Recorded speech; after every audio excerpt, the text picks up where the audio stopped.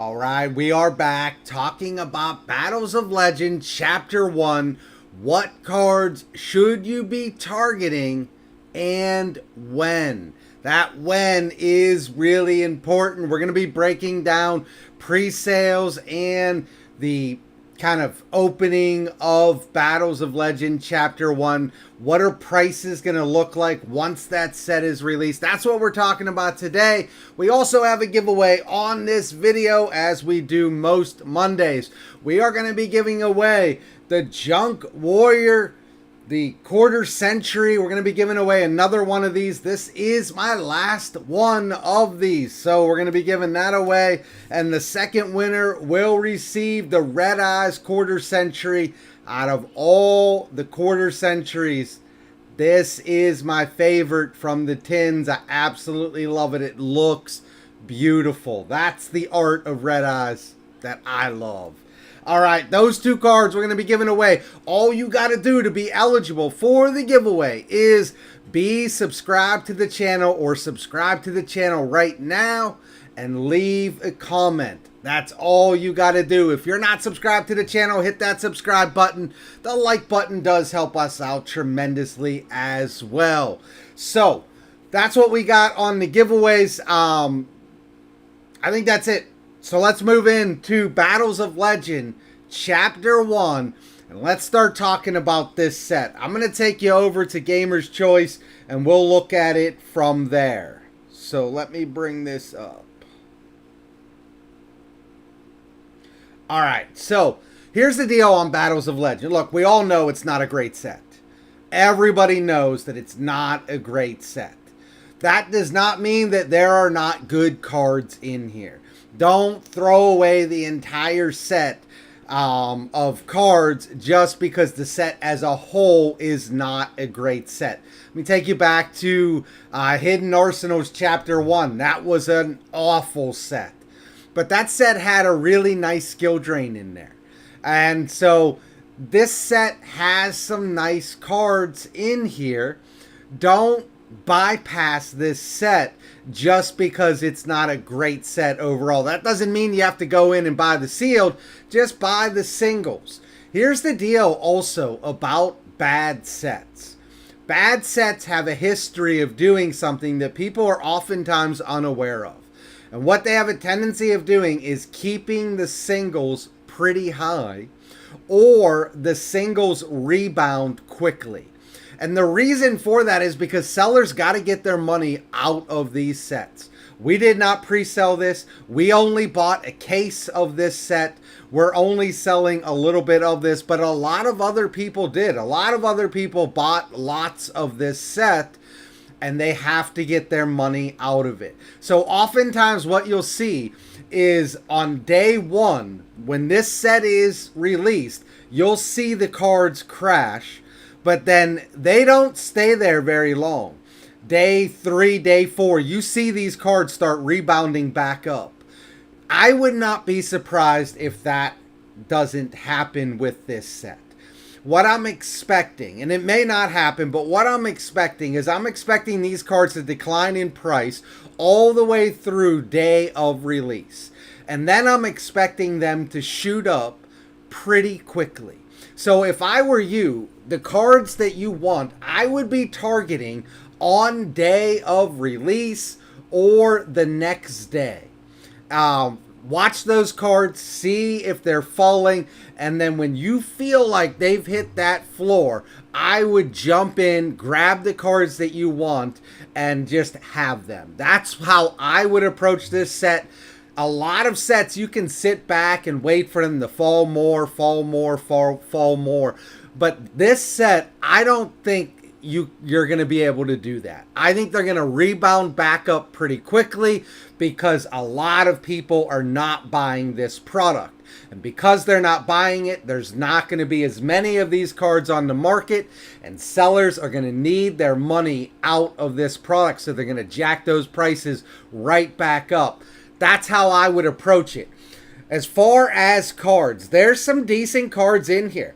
Like one of the main cards that I'm looking at getting is Darkarm, the Dragon of Annihilation. This card's coming in at $5. I think you might be able to snag this card for $3. That's where I would feel really good about it. But don't be surprised if this card doesn't go back up to $5, $6, $7 pretty quickly. The rest of these cards, a lot of these cards are specific to certain decks. And if you play these, if you like these decks, then by all means, go out and get these. Like for me, I don't play heroes. I have no interest in heroes. It's just not something that I like. But I know that there are a lot of hero players out there. You're going to want to get your Stratos, regular secrets, and the alternate arts. You're going to want to get your elemental hero, absolute zero, all that stuff. Coming down, if you play more heroes, the Wiseman. If you play Harpies, I don't know who plays Harpies, but somebody out there's gotta be a diehard Harpies guy. Then you gotta get your Cyber Slash. Same thing with Time Lords. I'm generally talking about the generic cards. If you play these decks, you know to go in and get your cards. Like if you play Black Wings, get your Black Wings. You play Heroes, get your Heroes. You know that. So what I'm mostly talking about are on this first page is that Darkarm Dragon as well as the Gameciel. Do not miss on these Kaijus. For me, that is the #1 target in this set. I want to walk away from this set with my 5 Kaijus in the highest rarity that I can get them.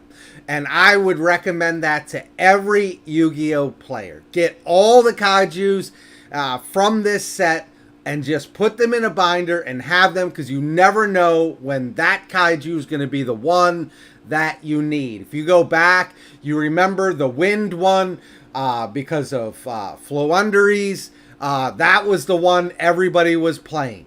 And, you know, the different Kaijus come in and out of the meta at different times. So the Kaiju and the Darkarm Dragon of Annihilation, I would make sure that I have.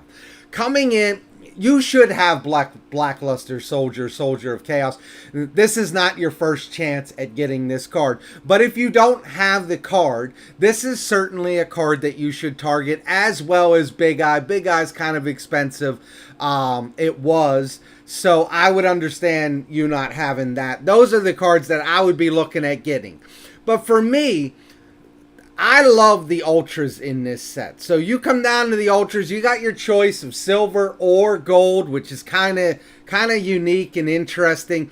If you plan on playing Ubel, grab these 3 Ubel cards. You don't need me to tell you that. You know they're in here. Get them. Number 90. This is the card. Everybody should have this card. It's a great card. It was super expensive, like $50. Now you can get it for $13. I would not be surprised if this card doesn't drop down to about $10, maybe, on day of release. But then I could see this card shooting back up pretty quickly, maybe even to $20. So if you want it and it hits 10, go in and get it. Same thing with the Chaos Emperor, but you know, a lot less interesting Chaos Emperor. This is mostly for Dragon Link, maybe a couple other Dragon decks. But if you've wanted this card, go in and get this card. Hopefully somewhere around 10, but I wouldn't expect it to go down very much further than that. And you could wait and miss your window, and this card jumps back up. The Astro Language, I think you should grab it. I really do. It's cool. I want it. It's $3. Pretty good buy. I don't imagine it going down much more. Maybe $2.50, $2 at its floor, pretty much. But I would be comfortable just grabbing that. If you're playing Brandon and you want to do the gimmick puppet lock deal, you already know to grab this card. It's $2. This Evil Swarm Exciton Knight is a very good card. It functions in much the same way that Zeus does. Some people refer to it as Baby Zeus.